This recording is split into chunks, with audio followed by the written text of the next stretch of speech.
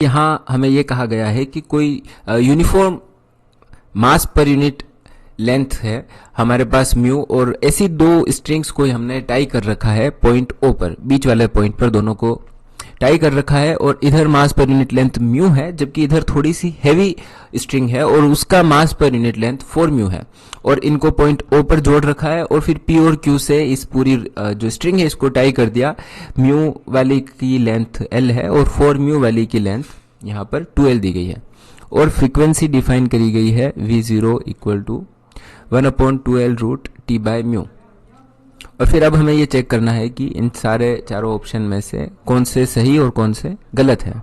Last option के बारे में विचार करते हैं कि इस लास्ट ऑप्शन डी में क्या कहा गया है। अगर आप इसको ध्यान से पढ़ें तो यहाँ ये पूछ रखा है कि कोई भी वाइब्रेशनल मोड पॉसिबल नहीं है, कोई भी वाइब्रेशनल मोड तब पॉसिबल नहीं है अगर ओ पर एंटीनोड बने। तो हम ये बात चेक करते हैं कि अगर ओ पर एंटीनोड बनता है, इस पॉइंट ओ पर एंटीनोड अगर बनता है तो ऐसा कोई भी वाइब्रेशनल मोड एग्जिस्ट नहीं करता है। हम इस फैक्ट पर थोड़ा सा डिस्कस करते हैं। हम सबसे पहले तो ये देखते हैं कि जो फ्रीक्वेंसी हमारे पास आई थी म्यू नॉट, वो हम यहाँ पर कैलकुलेट कर चुके हैं, और हमने ये देखा था कि फर्स्ट वाली जो पोर्शन है इससे अगर वेव v1 स्पीड से ट्रैवल करती है तो सेकेंड पोर्शन से v1/2 स्पीड से वेव ट्रैवल करेगी। इसके अलावा अगर ओ पर एंटीनोड बनता है तो कई केसेस हो सकते हैं, हो सकता है इस तरीके की कंडीशन हो ताकि ओ पर एंटीनोड बने, मैक्सिमा बने, या फिर हो सकता है कि इस तरीके की कंडीशन हो जिसमें आपको एक पूरी वेवलेंथ मिल जाए और यहाँ आके आपको फिर से एंटीनोड मिल जाए। तो आप अगर फर्स्ट वाले केस को देखो तो आपको यहाँ से यहाँ तक की जो लेंथ मिलेगी वो मिलेगी लैम्डा 1/4, और सेकेंड केस में आपको जो लेंथ मिलेगी वो मिलेगी 3 लैम्डा 1/4, या इसके अलावा और क्या मिल सकती है 5 लैम्डा 1/4। इसी तरीके की कोई वैल्यू आपको यहाँ पे मिलेगी अगर आप अलग अलग यहाँ पे डायग्राम बना करके सोचें। सो P से लेकर के जो O तक की आपकी लेंथ होगी जो कि L दी गई है, ये लैम्डा 1/4 की कोई ना कोई ओड मल्टीपल होगी। सो यहाँ हम लिख देते हैं 2n+1 जो कि कोई ओड नंबर है, ये λ/4 की मल्टीपल होगी। इसी तरीके से O से लेकर के Q तक जो वेव ट्रैवल करेगी, और अगर O पर हम एंटीनोड मान रहे हैं तो ये भी λ2/4 का कोई ओड मल्टीपल होगा। यहाँ से यहाँ तक की लेंथ 2l दी गई है, so 2l will be equal to, यहाँ पे कोई भी ओड मल्टीपल होगा, सो यहाँ हम मान लेते हैं कोई अदर ओड नंबर 2m+1। सो 2m+1 का ये 2m+1 जो कि ओड नंबर है, ये λ2/4 का कोई मल्टीपल होगा। ठीक है, फिर अब हम यहाँ ये करने वाले हैं, दोनों फ्रीक्वेंसीज को सेम करने वाले हैं। सो फर्स्ट वाली जो पोर्शन है इसके अंदर जो वेव ट्रैवल कर रही है, फ्रीक्वेंसी का फॉर्मूला हमें पता है, ये होता है स्पीड डिवाइडेड बाय वेवलेंथ। सो हम स्पीड को वेवलेंथ से डिवाइड करेंगे फर्स्ट वाले पोर्शन के लिए। सो फर्स्ट वाले पोर्शन में जो स्पीड दी गई है वो v1 हम मान रहे हैं, डिवाइडेड बाय वेवलेंथ हम करेंगे। सो वेवलेंथ की वैल्यू हम यहाँ से निकालेंगे 4l/2n+1। सो यहाँ हम लिखेंगे 4l डिवाइडेड बाय 2n+1। इसको हम इक्वेट करेंगे इस वाले पोर्शन के लिए। इस वाले पोर्शन में स्पीड v2 है, सो इस स्पीड को हम v2 डिवाइडेड बाय, और हम स्पीड अपॉन वेवलेंथ कर रहे हैं। सो वेवलेंथ यहाँ से आ जाएगी हमारे पास 8l डिवाइडेड बाय 2m+1। यहाँ से हम दोनों स्पीड्स का रेशियो देख लेते हैं। हमें पता है कि जो v2 है वो v1/2 है। सो यहाँ अगर हम v1/2 लिख दें तो हमारे पास आएगा v1 डिवाइडेड बाय 4l, और इसको हम ऊपर ले जाएंगे 2n+1 इक्वल टू, यहाँ हम v1/2 लिख रहे हैं, सो v1/2, और यहाँ 16 हो जाएगा, इससे 16l, और ऊपर पहुंच जाएगा हमारा 2m+1। और इसको हम थोड़ा सा मैनिपुलेट करते हैं, इसको हम इससे काटते हैं 4 टाइम्स, v1 से v1 कैंसिल करते हैं। सो हमारे पास आएगा 4 equal to 2m+1 divided by 2n+1। अब यहाँ हम ये देख रहे हैं कि ये एक ओड नंबर है और इसके डिनोमिनेटर में भी एक ओड नंबर है। सो दो ओड नंबर को हम यहाँ पर डिवाइड कर रहे हैं और रिजल्ट में हमारे पास एक इवन आ रहा है। क्या ऐसा पॉसिबल है? आप कोई भी दो ओड नंबर लीजिए और उनको डिवाइड करके देखिए, चाहे 5/1 लीजिए या 9/3 लीजिए। अगर आप कोई भी दो ओड नंबर लेंगे तो इनका जो डिवीजन है वो कभी भी आपको इवन नहीं मिलेगा। So odd upon odd can not be possible. Odd upon odd जो है वो इवन के इक्वल हो, ये possible, it is not possible, ये पॉसिबल नहीं है। सो यहाँ पे जो फोर्थ स्टेटमेंट थी वो यही थी कि अगर जो वाइब्रेशनल मोड है जिसमें ओ पर एंटीनोड बना है पूरी कंपोजिट स्ट्रिंग के लिए, ऐसा बिल्कुल भी पॉसिबल नहीं है, ऐसा नहीं हो सकता। हम फर्स्ट चीज क्या नोट करते हैं यहाँ पे, फर्स्ट तो हम ये देखते हैं कि जो ट्रैवलिंग वेव होगी उसकी स्पीड क्या होगी। सो ट्रैवलिंग वेव की जो स्पीड होती है वो हमें पता है, वो होती है रूट टी बाय म्यू। यहाँ पर टी टेंशन है पूरी स्ट्रिंग के अंदर जो कि यूनिफॉर्म है, सब जगह एक जैसी दे रखी है, और इससे हम डिवाइड कर देंगे जो भी हमारे पास मास पर यूनिट लेंथ दिया गया होगा। सो फर्स्ट इस वाली जो रोप है इससे ट्रैवल करने वाली वेव की स्पीड v1 इस फॉर्मूले से निकाली जा सकती है। इसी तरह से ओ से आगे वाली जो स्ट्रिंग है यहां से ट्रैवल होने वाली वेव की स्पीड होगी रूट टी, टेंशन सेम है, और म्यू की जगह यहां आएगा 4 म्यू, क्योंकि मास पर यूनिट लेंथ यहाँ पर 4 म्यू दिया गया है। अब 4 का स्क्वायर रूट निकालेंगे तो आ जाएगा हमारे पास half root t by mu. Okay, और फिर हमें ये यहाँ पर हम देख सकते हैं कि root t by mu v1 के इक्वल है। सो v1 बाय 2 ये हुई इस वाली वेव में ट्रैवल करती हुई वेव की स्पीड इस वाली रोप में। अब ये कहा गया है कि अगर ओ पर नोड बने, यानी कि ये जो पॉइंट ओ है ये नोड बन रहा है। अब हमें पता है कि अगर दोनों तरफ से बंधी हुई रोप होती है तो उसके अंदर जो वेव बनती है वो बनती है स्टेशनरी वेव, वो चल नहीं पाती है। इसलिए नहीं चलती है क्योंकि वेव के अंदर जो इसमें जो ट्रैवल होने वाली वेव है ये यहाँ से रिफ्लेक्ट होगी और फेज इसका 180 डिग्री चेंज होगा, और फिर ये दोनों वेव्स आपस में कंबाइन करेगी और ऐसी वेव बनेगी जो मूव नहीं करती है ना, जिसको हम कहते हैं स्टेशनरी वेव। तो स्टेशनरी वेव बन रही है, और स्टेशनरी वेव में हमें पता है इस तरीके से वाइब्रेशंस होते हैं कि जैसे अगर मान लेते हैं कि ऐसा कोई ऑसिलेशन हो रहा है तो इसमें ये दोनों पॉइंट्स नोड होते हैं, मतलब ये बिल्कुल भी वाइब्रेट नहीं करते और सिर्फ इसी में ऊपर नीचे ऑसिलेशंस चलते रहते हैं। इस तरीके की कोई वेव बन रही हो सकती है। अब हम चेक करते हैं कि हम आगे क्या कर सकते हैं।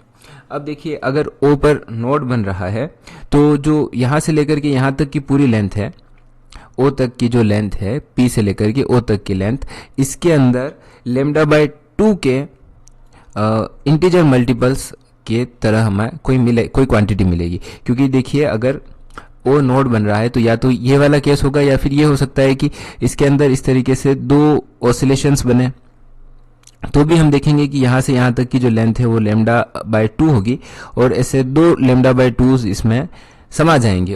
हो सकता है 3 लेमडा बाय 2 हो या 4 लेमडा बाय 2 हो, इसी तरीके से कोई क्वांटिटी आएगी। सो हम ये कह सकते हैं कि ये जो पी से लेकर के ओ तक की लेंथ है, इसके अंदर ये जो एल इसकी लेंथ दी गई है ये एन लेमडा 1 बाय 2 होगी। लेमडा 1 इसलिए क्योंकि यहाँ इस ओ से पहले वाले पोर्शन में जो वेव ट्रैवल कर रही है उसकी वेवलेंथ हम लेमडा 1 मान रहे हैं। इसी तरीके से ओ से आगे वाली रोप में जो वेव ट्रैवल करेगी उसकी वेवलेंथ हम लेमडा 2 मान लेंगे, और लेमडा 2 बाय 2 का यहाँ पर कोई मल्टीपल होगा इस ओ से लेकर के क्यू तक की लेंथ जो कि 2l दी गई है। सो 2l इक्वल टू यहाँ पर कोई और इंटीजर आ जाएगा, यहाँ n और m कोई भी इंटीजर्स होंगे। So n and m are any 2 integers. फिर हम ये कह सकते हैं कि जो फ्रीक्वेंसी होगी पूरी वेव के अलोंग वो सेम होगी। इसके जितने भी इसके अंदर वाइब्रेशंस बनेंगे उन सारे वाइब्रेशंस की फ्रीक्वेंसी सेम होगी इस पूरी स्ट्रिंग के अलोंग। सो और जो फ्रीक्वेंसी होती है, फ्रीक्वेंसी का फॉर्मूला हमें पता है कि इक्वल होता है लेमडा स्पीड बाय लेमडा के, सो v बाय लेमडा के। ठीक है, अब हम फ्रीक्वेंसीज निकालते हैं। तो फर्स्ट वाली जो पोर्शन में वेव ट्रैवल कर रही है उसकी फ्रीक्वेंसी क्या होगी, इसको हम नाम दे देते हैं न्यू1। सो न्यू1 is equal to v1 by lambda 1। यहां तक बिल्कुल ठीक है। अब देखिए v1 कितना दिया गया है, v1 है root of t by mu. इसको हम डिवाइड कर रहे हैं लेमडा 1 से। लेमडा 1 की वैल्यू हम यहां से निकालेंगे जो कि सिंपल सी बात है, यहां से अगर हम लेमडा 1 की वैल्यू निकालेंगे तो हमें मिलेगा 2l बाय n। सो हम यहां पर इसको डिवाइड करेंगे रूट 2l बाय n से, और इसको थोड़ा सा हम रीअरेंज करके लिख सकते हैं। और इसी तरह से जो फ्रीक्वेंसी न्यू2 होगी, न्यू2 से हमारा अर्थ है ओ से लेकर के क्यू तक के बीच में जो वेव स्टेशनरी वेव एग्जिस्ट करती है उसकी स्पीड। सो न्यू2 होगी v2 उसकी फ्रीक्वेंसी, सो फ्रीक्वेंसी होगी speed by lambda two. So v2 की वैल्यू यहाँ आ जाएगी हमारे पास v1/2, हम पहले ही कंप्यूट कर चुके हैं, तो हम इसकी जगह लिखेंगे v1/2 और लेमडा 2 की जगह हम यहाँ से वैल्यू निकालेंगे जो कि हमें मिलेगी 4l divided by m। So divided by 4l divided by m। हम अब इन दोनों ही वैल्यूज को इक्वेट कर देते हैं। सो अगर हम यहाँ पर सिर्फ v1 ही रहने देते हैं तो यहाँ ठीक रहता है, क्योंकि हम यहाँ पे v1 के टर्म्स में लिख रहे हैं। सो यहाँ हम यहाँ करेंगे v1 की जगह, क्योंकि हम यहाँ पे कोई वैल्यू नहीं लिखेंगे, और लेमडा 1 की जगह पे हम यहाँ लिख सकते हैं 2l/n। सो हम यहाँ 2l/n लिखेंगे, n को हम ऊपर लिख लेंगे और इसको हम इक्वेट कर देंगे इस क्वांटिटी के। सो यहाँ हम कर सकते हैं v1/2 multiplied by m divided by 4l। अब यहाँ l से l कैंसिल हो जाएगा, 2 से 2 कैंसिल हो जाएगा, v1 से v1 कैंसिल हो जाएगा। सो ओवरऑल हमें मिलेगा m इक्वल टू 4n। और क्योंकि यहाँ पर मिनिमम फ्रीक्वेंसी की बात करी गई थी तो हम n की वैल्यू मिनिमम लिखेंगे जो कि 1 होगी। सो n अगर हम यहाँ 1 लिखेंगे तो m की वैल्यू हमारे पास 4 आएगी। और क्योंकि मिनिमम फ्रीक्वेंसी की बात करी गई थी और फ्रीक्वेंसी जो हमारी थी वो थी v1 by lambda 1। Okay, so v1, और क्योंकि मिनिमम की बात कर रहे हैं so v minimum equal to v1 की वैल्यू हमारे पास आएगी √t/μ, ये हम पहले ही क्लियर कर चुके हैं, और डिवाइडेड बाय लेमडा 1। लेमडा 1 की जो वैल्यू हमने यहाँ पे निकाली थी जो कि थी 2l/n के इक्वल। सो यहाँ हम लेमडा 1 की वैल्यू लिखेंगे which is 2l/n। So divided by 2l/n, और n की जो वैल्यू है वो हमने यहाँ पे 1 ली है मिनिमम फ्रीक्वेंसी के लिए। सो n अगर यहाँ 1 हो जाएगा तो ओवरऑल हमारे पास आएगा 1/2l square root of t/μ, और इसको हम यहाँ पे न्यू 0 नाम दे देते हैं। ये न्यू है क्योंकि फ्रीक्वेंसी की बात हो रही है, सो ये न्यू है। और अब हम अगर ऑप्शन में चेक करें तो हमें इस तरीके का एक ऑप्शन यहाँ दिया गया है। हमें ये कहा गया था कि न्यू नोट जो है वो 1/2l √t/μ है। So minimum frequency of vibration of the composite string is new 0। तो जो क्वांटिटी हमें यहाँ पर दी गई है उसके बराबर यहाँ पे फ्रीक्वेंसी आ रही है मिनिमम। फिर जो अगली बात यहाँ कही गई है वो ये कहा गया है कि when the composite string vibrates at the minimum frequency with node eight o it has 6 node including the end nodes. तो हमें यहाँ पर नोड्स गिनना है कि क्या नोड्स 6 होंगे अगर ओ पर हमारा जो है नोड रखा जाए। तो हम देखते हैं कि क्या 6 नोड्स इसमें होंगे या उससे ज़्यादा या कम होंगे। तो हम ये चेक करते हैं। तो हम ये देखते हैं कि जो फर्स्ट स्ट्रिंग का पोर्शन है इस फर्स्ट स्ट्रिंग वाले पोर्शन के अंदर जो हमारी वेव है उसकी फ्रीक्वेंसी, उसकी वेवलेंथ क्या आती है। तो वेवलेंथ का जो हमने यहाँ पे क्वांटिटी निकाली थी वेवलेंथ के लिए वो थी 2l/n। सो फर्स्ट स्ट्रिंग के अंदर ट्रैवल करने वाली वेव की वेवलेंथ थी हमारे पास 2l/n, और n की वैल्यू यहाँ पे हमने 1 मानी है क्योंकि मिनिमम फ्रीक्वेंसी की बात करी गई थी। तो लेमडा 1 जो है वो 2l के इक्वल आया है।